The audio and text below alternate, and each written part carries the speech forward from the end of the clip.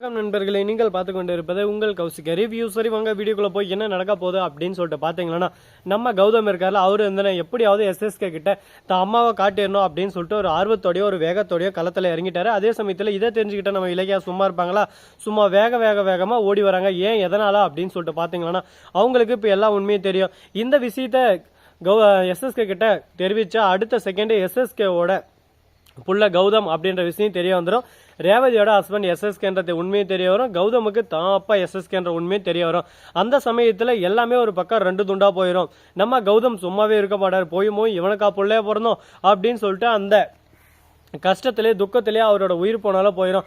அந்த மாதிரி ஒரு கிரிட்டிக்கலான ஒரு சுச்சுவேஷனில் தாங்க இருக்குது. இந்த சமயத்தில் இந்த உண்மை யாருக்கும் தெரியக்கூடாது அப்படின்னு சொல்லிட்டு முடிவெடுக்கிறாங்க. நம்ம எஸ்எஸ்கே கார்லேருந்து இறங்கி வராரு. நம்ம கௌதம் வாண்டடாக போயிட்டு வா எஸ்எஸ்கே வா, எங்கள் அம்மாவை காட்டுறேன் அப்படின்னு சொல்லிட்டு அழைச்சிட்டு வராங்க. உடனே பார்க்கணுமே அந்த இடத்துல நம்ம ரேவதி இல்லை. எப்படியோ அப்படின்னு சொல்லிட்டு பார்த்தீங்கன்னா நம்ம இலக்கியா சும்மா புயல் மாதிரி வேகத்தில் வராங்க. வந்து அப்படியே சும்மா எஸ்எஸ்கே வர்றதுக்குள்ள அப்படியே சும்மா டக்குன்னு டக் அப்படியே இழுத்துன்னு போயிடுறாங்க. அந்த பக்கம் நம்ம ரேவதி அங்கே பார்த்தா ரேவதியை காணோம். ஐயோ ரேவதி அம்மா எங்கே போனீங்கன்னு சொல்லிட்டு இந்த பக்கம் அந்த பக்கம் எல்லா பக்கமும் எட்டி ஒரு பக்கம் தேடின்னு இருக்காங்க. என்னதான் எட்டி தேடினாலும் எட்டாம தேடினாலும் இவங்க கிடைக்க போறதில்ல. இதுக்கு மேலே இந்த பிரச்சனை முடிவுக்கு வரப்போறதில்ல அப்படின்ற விஷயம் நமக்கு நல்லாவே தெரியும். அதே சமயத்தில் ஒரு பக்கம் எங்கடா போனோம் அப்படின்னு சொல்லிட்டு ரேவதி அம்மான்னு கூப்பிடுவாரான்னு பார்த்தா அமைதியாவே இருக்காரு. ஏன் எதனால அப்படின்னு சொல்லிட்டு பார்த்தீங்கன்னா எஸ்எஸ்கே ஒரு பக்கம் என்ன கௌதமே உன் அம்மா அந்த கடவுள்னு சொல்லிட்டு சொல்ல வந்தியா?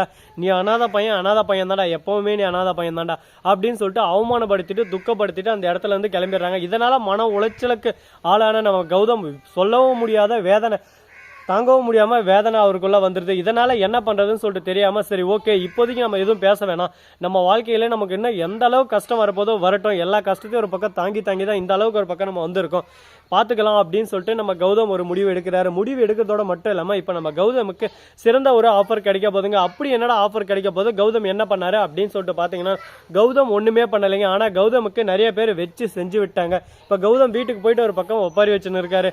என்ன இந்த அளவுக்கு ஒரு பக்கம் அசிங்கப்படுத்திட்டானே இந்த எஸ்எஸ்கே முன்னாடி அசிங்கப்பட்டு அவமானப்பட்டு கூணி குறுகி போய் நின்று. இதுக்கு எல்லாமே காரணம் நீங்க தாமா, நீங்க எங்க போனீங்க அப்படின்னு சொல்லிட்டு கௌதம் உனக்கும் எனக்கு தெரிஞ்ச விஷயம் ஜானகிக்கு தெரிஞ்சு ஜானகி உயிருக்கு ஆபத்து, ஜானகி ஹத்யா பத்தி எதுவுமே யோசிக்காம நீ இந்த மாதிரி வேலை செஞ்சுன்னு இருக்கியா அப்படின்னு சொல்லிட்டு இலக்கிய கேட்குறாங்க.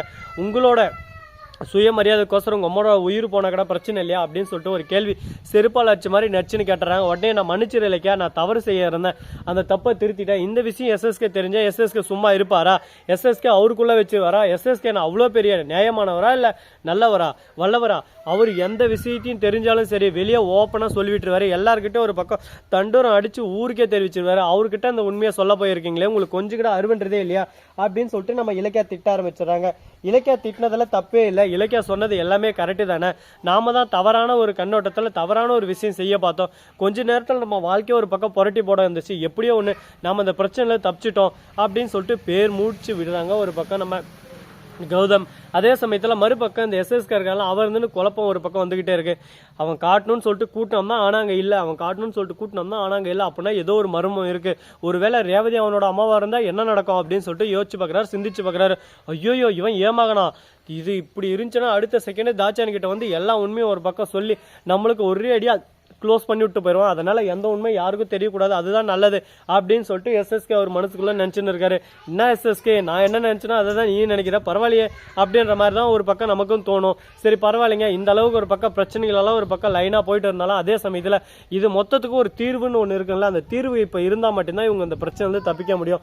இவங்க மாட்டின பிரச்சனை வந்து தப்பிக்கணும்னா கண்டிப்பாக ஒரு தீர்வு வேணும். அந்த தீர்வு எப்படி கிடைக்க போகுது, எந்த விதத்தில் கிடைக்க போகுது அப்படின்றதாங்க மிகப்பெரிய ஒரு டாட்டாவே இருக்கு. அது மட்டும் இல்லாமல் நம்ம எஸ்எஸ்கே இருக்காருல, அவர் வந்து நம்ம பைரவிக்கு ஃபோன் பண்ணி பைரவி கௌதமோட அம்மா யாருன்னு சொல்லிட்டு உனக்கு தெரியுமா, சொல்லு அப்படின்னு சொல்லிட்டு கேட்குறாங்க. அந்த ஒரு விஷயம் எனக்கு இன்னும் தெரியல, ஏன் இதை கேட்குறீங்க, திடீர்னு என்னாச்சு அப்படின்னு சொல்லிட்டு. ஒன்றும் இல்லை கேட்கணும்னு தோணுச்சு அப்படின்னு சொல்லிட்டு. எஸ்எஸ்கே நீங்கள் எந்த ஒரு காரணம் இல்லாமல் இதில் இறங்க மாட்டீங்க, என் பிள்ளை கௌதமுக்கு எந்த ஒரு கஷ்டமும் வரக்கூடாது.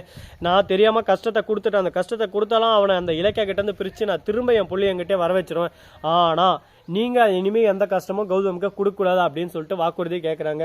நான் வாக்குறுதி கொடுக்குறது ஹரிச்சந்திரனா இல்லை ஹரிச்சந்திரனுக்கு பக்கத்து வீட்டுக்காரனா, என் வாயிலேருந்து வர்றது எல்லாமே பொய்யா தான் இருக்க போது, பொய் கூட இந்த ஒரு பொய்யும் சேர்ந்துக்கிட்டோம், ஓகே நான் வாக்குறுதி கொடுக்குறேன் அப்படின்னு சொல்லிட்டு ஒரு பஜனையை தட்டி விட்டுறாங்க.